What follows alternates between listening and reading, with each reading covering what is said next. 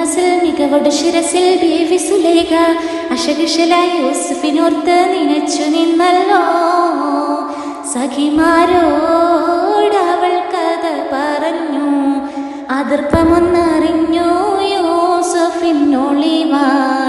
ഒരു സദസ്സിൽ കൈവിരൽ മുറിഞ്ഞു, പഴം മുറിഞ്ഞില്ല.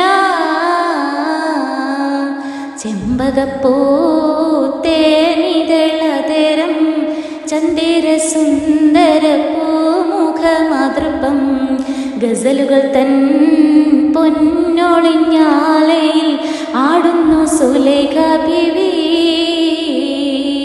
മുഞ്ചായ മുഞ്ചുകൾക്കകിലും കഞ്ചകമേറിയ യൂസുഫ് നബിയിൽ ചെഞ്ചലപ്പൂമിഴി രണ്ടിനൊളി കൊണ്ട് സുലൈഖ ബി വലയെറിഞ്ഞ